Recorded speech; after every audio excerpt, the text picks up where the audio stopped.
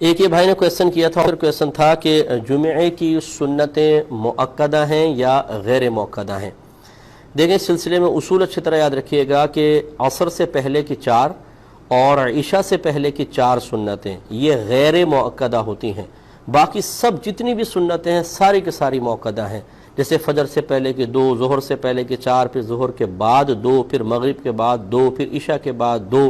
اس کے علاوہ جمعے کی تمام سنتیں مؤکدہ ہیں، غیر مؤکدہ نہیں ہیں۔ اور ضمناً میں عرض کر دیتا ہوں کہ یہ کیوں جاننا ضروری ہے کہ یہ مؤکدہ ہیں غیر مؤکدہ ہیں، اس وجہ سے کہ سنن مؤکدہ اور غیر مؤکدہ کی ادائیگی میں تھوڑا سا فرق ہوتا ہے، جبکہ وہ 4 رکعتی ہوں۔ مثلا 2 بنیادی فرق ہیں، سنت غیر مؤکدہ میں پہلی اور تیسری میں ثنا پڑھی جاتی ہے، جبکہ مؤکدہ میں صرف پہلی میں پڑھیں گے، تیسری میں نہیں۔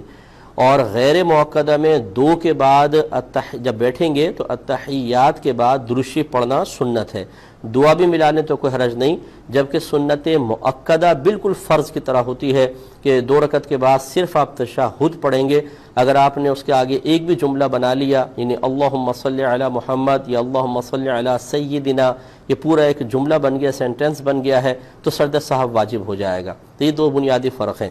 دوسرے نے اس کے ساتھ یہ پوچھا تھا کہ جمعے کی جب ہم نماز ادا کر رہے ہوں تو سنتوں میں جمعے کی نیت کریں گے یا ظہر کی نیت کریں گے؟